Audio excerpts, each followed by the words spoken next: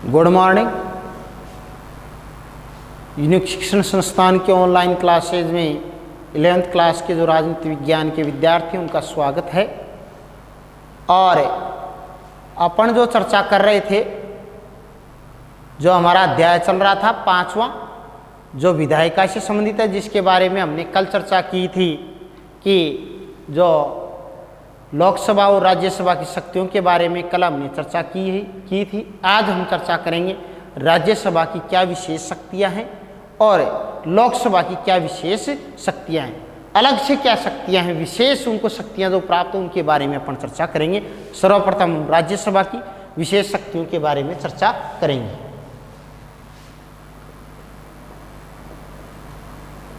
राज्यसभा की विशेष शक्तियां कि राज्यसभा को विशेष शक्तियां कौन सी हैं। ये एक पहली बात तो आ गई थी कि कल ही मैंने बताया था कि जो राज्य सूची के विषय पर कोई कानून बनाने का जो अधिकार है वो संसद को दे सकती है, तो वो राज्यसभा दे सकती है, विशेष लोकसभा को प्राप्त नहीं है। तो देखो, राज्यसभा राज्यों का प्रतिनिधित्व करने वाली संस्था है। किस प्रकार की संस्था है राज्यसभा? राज्यों का प्रतिनिधित्व करने वाली संस्था है। राज्यसभा राज्यों का प्रतिनिधित्व करने वाली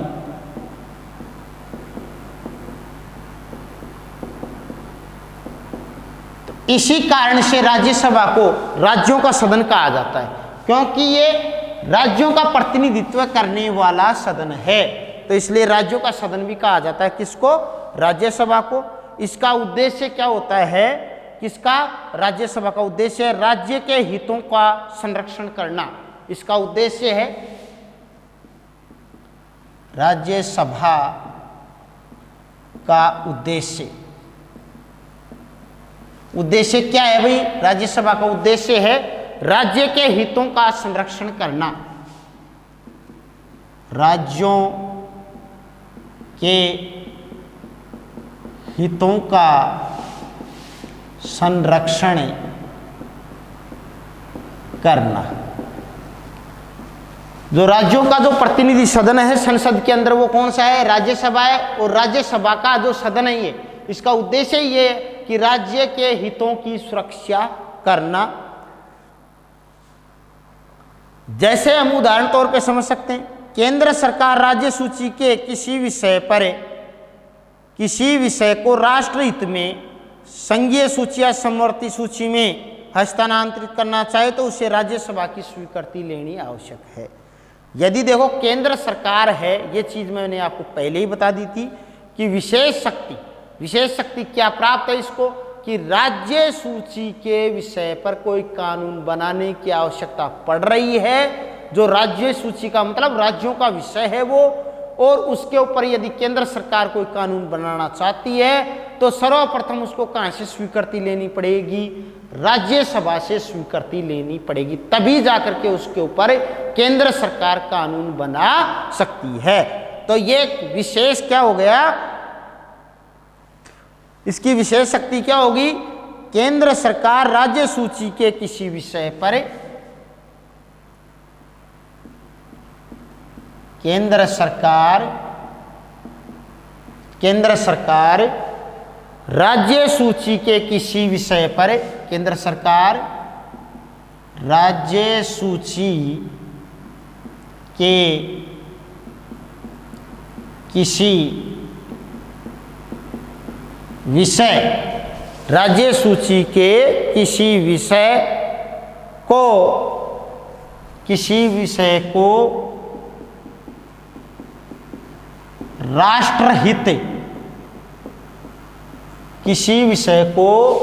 राष्ट्रहित में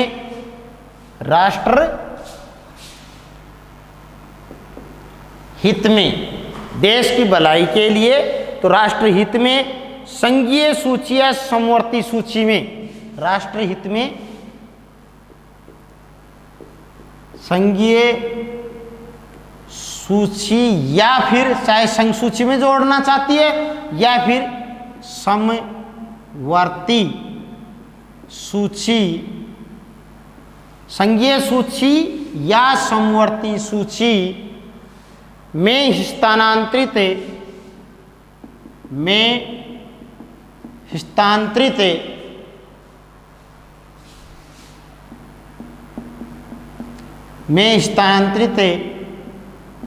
करना चाहे तो यदि वो राज्य सूची का कोई विषय है और उस विषय में देश का भला छुपा हुआ है, ऐसी स्थिति में यदि सरकार राज्य सूची के विषय को यदि समवर्ती सूची में या संघीय सूची में जोड़ना चाहती है तो ऐसी स्थिति में किसकी स्वीकृति लेनी आवश्यक होगी?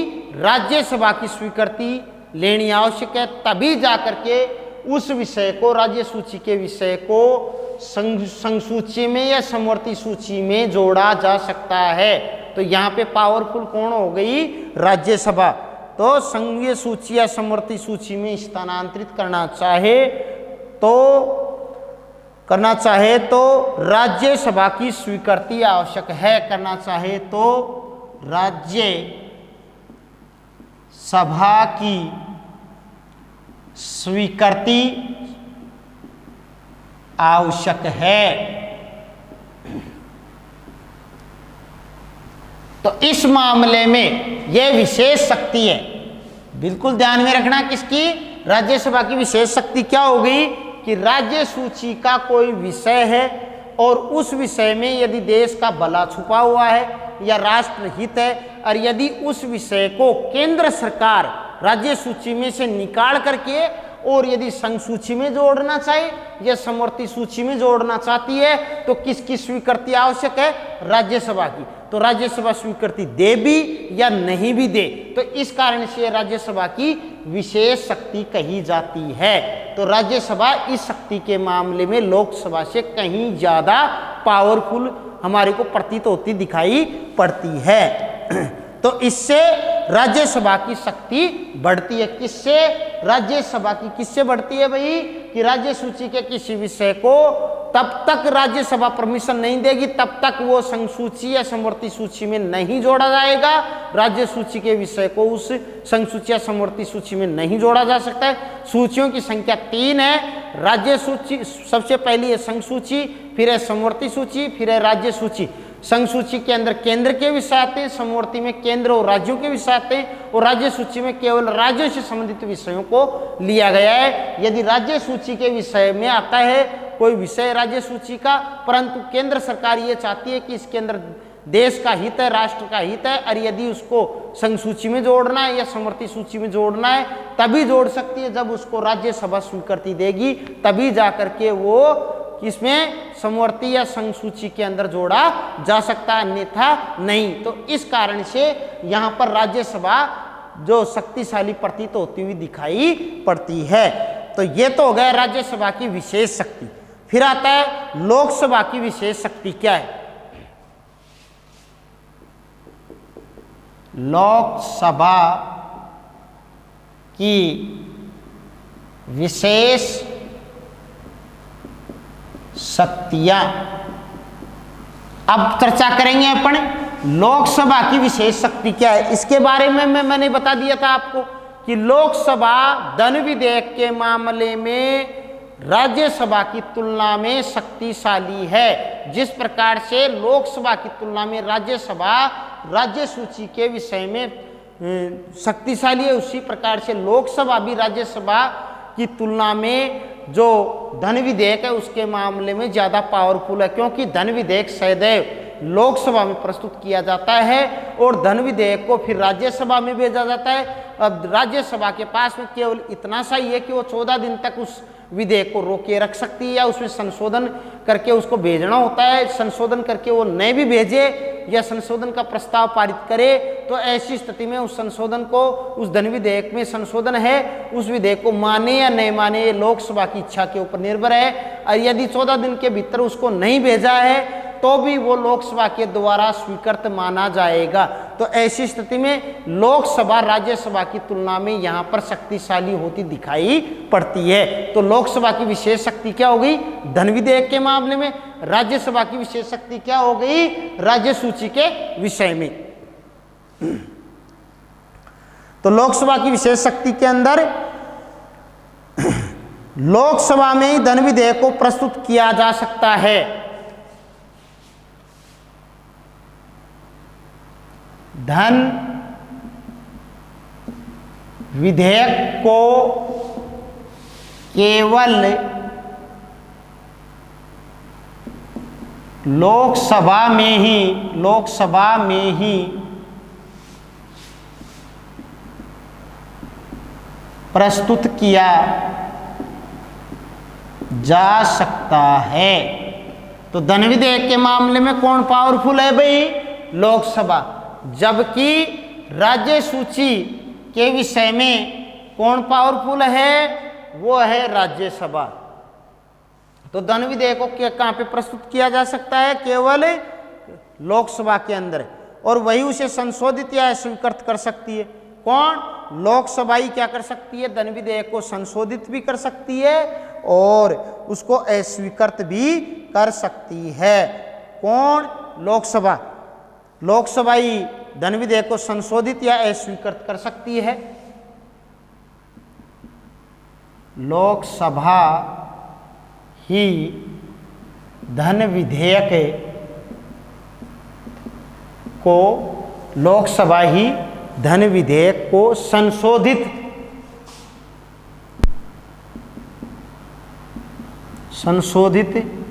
या अस्वीकृत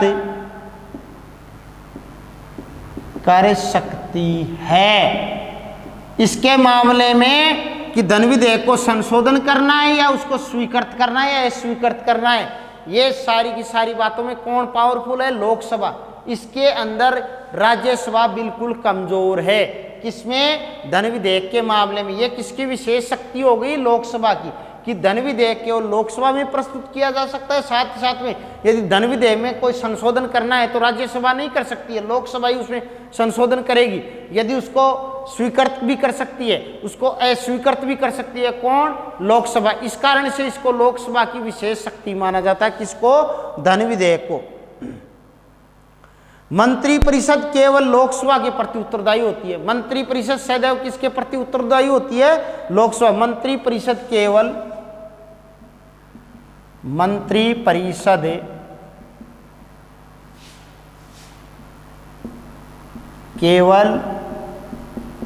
लोकसभा के प्रति उत्तरदायी।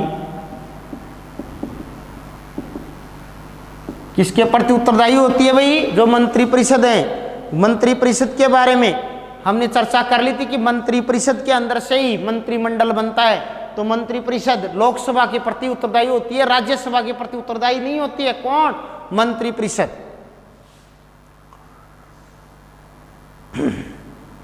क्योंकि मंत्रिपरिषद को कौन हटा सकता है लोकसभा, और राज्यसभा केवल और केवल आलोचना कर सकती है, उसको हटा नहीं सकती है। किसको मंत्रिपरिषद को। तो इस प्रकार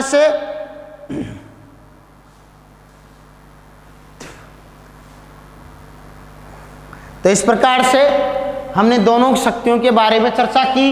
राज्यसभा की विशेष शक्तियों की बात आती है तो राज्यसभा राज्यों का प्रतिनिधित्व करने वाली शक्ति संस्था है। राज्यसभा का उद्देश्य राज्य के हितों की सुरक्षा करना है। इसका विशेष विषय की बात आती है, विशेष शक्ति की बात आती है राज्यसभा की।